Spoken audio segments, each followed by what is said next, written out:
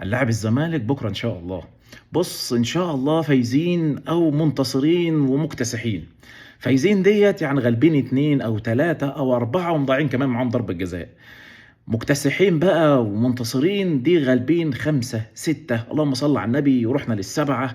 فلازم ننزل ضغطين على الزمالك، لازم الزمالك يكره اليوم اللي هيلاعب فيه الاهلي وما انسحبش في المباراه ديت، لازم يعملوها على روحهم في الاستاد. دي فرصتك بكره، هتلاعب الونش، هتلاعب حسام عبد المجيد، هتلاعب عمر جابر في الخط الخلفي، هتلاعب فريق مستقبل 14 هدف في حوالي 14 مباراه بمعدل هدف كل مباراه. فانت لازم بكره تمسح بكرامه الارض. بص، لازم احنا عندنا حسابات تشكيل، عندنا حاله فوقان، والحمد لله ان شاء الله ربنا يكون موفقنا في المباراه ديت. فلازم نستغل كل عنصر من عناصر اللي هتكون موجوده في الملعب. الزمالك مغير جمهور، الزمالك مغير مدرب، الزمالك ما عندوش حاله استقرار، الاهلي عنده حاله فرحه وعنده حاله نشوه.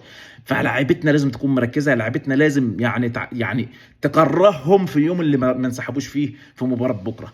الزمالك يلعب الاهلي وفي الحاله ديت وما بيفكرش في الانسحاب اليوم اللي فات دول، فلازم نتعاقب، لازم يتعلم الادب.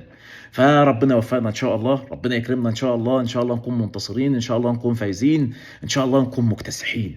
مبدئيا هنلعب باشرف داري، هنلعب برام ربيع، هنلعب بالدبيس جبهه اليمين ونص الملعب مع رنا عطيه فيهم كلام كتير. هتلعب باكرم توفيق، هتلعب محمد هاني، هتلعب باحمد رضا، هتلعب بالسوليه، ايا يكن هنلعب في مين. لازم نكون متحكمين في نص الملعب، لازم نكون ضاغطين، لازم نحصر الزمالك في نص منطقته. لازم الزمالك يعني اول 5 دقائق يلاقي الضغط اللي كنا شايفينه في السوبر المصري، وكنا يعني 3 4 عرض في اول 5 دقائق وكنا يعني هنجيب جون. فكان يعني فرصتنا ان احنا نكتسح الزمالك. لازم ده يتكرر في المباراه ديت، والضغط العالي يكون من وسام ابو علي اللي هيشارك كراس حربه. فانت لازم تستغل اول ربع ساعه مسجل، ربنا يكرمها معانا وهتفتح معانا. وبص يعني هنوصل للسته والسبعه وهتبقى احتفاليه وهتبقى بص يعني عد وطني بالنسبه لنا. فنتمنى ان شاء الله ان احنا نستغل كل العناصر ديت ونحقق فوز كبير جدا على الزمالك.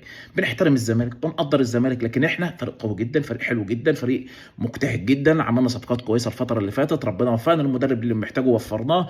وفي الملعب ربنا اكيد هيكرمنا ان شاء الله، وارضيه الملعب هتكون حلوه في استاد القاهره، والجمهور بتاعنا هيكون بيشجع، والجمهور بتاعنا هيكون في افضل حالاته، والجمهور بتاعنا هيفوق اللعيبه اللي هتكون موجوده في الملعب الا ما كانش موفقه. فنتمنى ان شاء الله ربنا يكتب لنا التوفيق، ده اهم حاجه. هتخش لوحدها، بص هتلاقي ايمان بيشوط، هتلاقيها بتقطع الشبكه على صبحي، والجمهور بتاع الزمالك بياخد الكره وبيمشي. ما فيش حل. الاهلي بكره ان شاء الله مكتسح، الاهلي ان شاء الله بكره هيكون مسيطر على الملعب بالطول بالعرض. ففرصتنا بكره ان احنا نأدبهم، فرصتنا بكره ان احنا نعلم عليهم.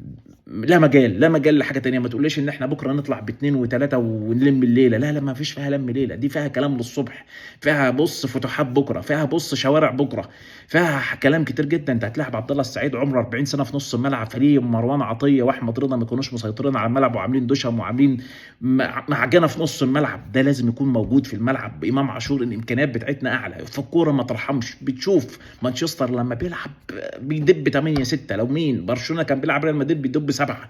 فانت لازم بكره تستغل ده كله وتحقق ده كله بكره على ارض الواقع. نتمنى عم كولر يختار التشكيل الافضل. اكيد غياب قفشه بكره ياثر علينا كتير جدا، لكن احنا برضه على المستوى الثاني انت عندك المسلوسي غايب، الزمالك ما دعمش بعناصر كويسه جدا، الزمالك برضه عنده فتوح غايب، احنا عندنا خساره كبيره جدا برضه ان شيكابالا مش هيلعب في المباراه دي. كنا نتمنى ان هو يكون موجود، هيفيدنا كتير جدا. فيعني نتمنى ان شاء الله ان احنا كل الحاجات دي بكره نستغلها كويس جدا. الحاجات دي كلها بكره ان احنا نكون ملمين بيها في المباراه ان شاء الله، وفي نفس الوقت هتفيدنا في الدقائق اللي هتكون موجوده في الملعب. نتمنى اللعيبه اللي تكون في الملعب مركزه، اللعيبه اللي في الملعب تكون يعني بتستغل كل حته في الملعب. الفرصه اللي هتجيلك ما ترحمهاش. وسام ابو علي مطالب بكل انصاف الفرص اللي تجيلك، هوب اخبط شد الحافك اتفرج بره مبسوط رايق. الجمهور اللي في الملعب برضه بقى متمزج، الجمهور اللي في الملعب دافع فلوس عايز يتفرج عايز ينبسط. فده فرصتنا بكره ان احنا نسعد جمهور الاهلي، وان شاء الله تكون مباراه تليق بالاهلي وجماهيره ان شاء الله، ونحقق فيها فوز ونتصدر الدوري مؤقتا لحد ان شاء الله ما نفضى بقى ايه للدوري ونقابل بيراميدز، لان بيراميدز مش هيتغلب الا قدامك. فيعني ده شيء مؤكد، الحكام بيساعدوهم. فاحنا بكره برضه هنلعب بحكام، الزمالك برضه هياخد عنصر مهم جدا من عناصره هو التحكيم. فنتمنى ان شاء الله ان احنا نكون موفقين في كل يعني الاوقات باذن الله. هتفرق معانا كتير جدا لو احنا سجلنا اول 10 دقائق بالتحديد، هتفرق معانا معنويا، هترتفع كتير جدا. الزمالك هيتلخبط، ركب هتخبط في بعض، المدرب مش هيبقى عارف يعمل ايه. فانت لازم تستغل كل الحاجات دي، تضغط بعدها على طول تجيب لك جون تاني وتالت ورابع. فنتمنى ان شاء الله الشناوي يكون فايق، خط دفاعنا يكون في افضل حالاته، نص الملعب بتاعنا يكون مسيطر ويبدع، المهاجمين يكون عندهم التوفيق، الكره تخش لوحدها باذن الله.